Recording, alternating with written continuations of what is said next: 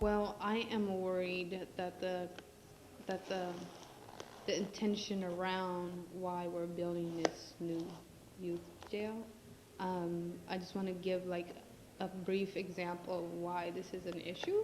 Is that we could spend $210 million on this new jail, new youth jail, but Rainier Beach High School happens to be the only majority black schools in Seattle that has not been funded for renovation. The only school that has not been funded. So that's a problem if we can't fund schools and their education, but we're willing to spend money for correction that could be made before going to jail, prison. So the intention behind it is really disturbing.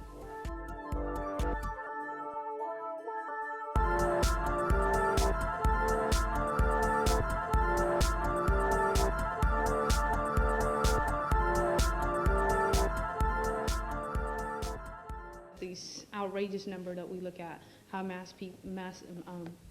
people of color being, either incarcerated, deported, or just low economic status. It's because of these reasons. And it's continued to prove in itself, and it's continued to, it's growing, and so we're opposing that. And I'm against that myself.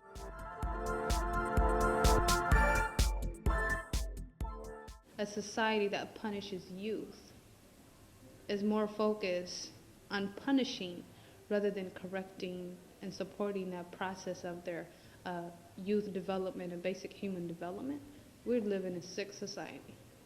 If we could punish our youth basic on just solving problem of fights or whatever have you at school, or coming from a poverty and community that's been displaced and oppressed, and those oppression needs to be healed. So if we could focus on just punishing children rather than educate them, like I said, education, there's less money in education, but more money into prison pipeline, all these things, and so it's a problem, it's an issue. So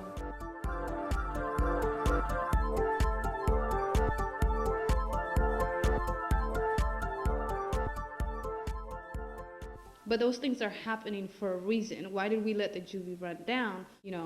But the excuse is like, okay, we need to build more jail because we need to, there's a gentrification process. Okay, we're gonna let it run down, and when we have come up with this perfect opportunity, which just happened to be today, we're gonna build a new jail. We're gonna build this stuff, and then we get more people that are gonna be like welcome this new juvie, basically. And oftentimes there's people that doesn't relate to this community of the mass incarceration of those youth, or it doesn't reflect that.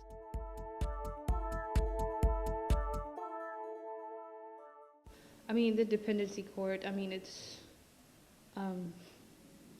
really, it doesn't help families. It does more division than anything. So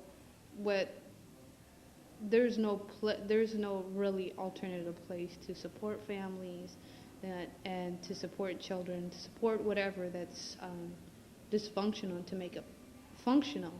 But there is, by having dependency or whatever else you have or add to that court, it's only going to make matters worse. It's only going to make families worse, only going to make youths worse.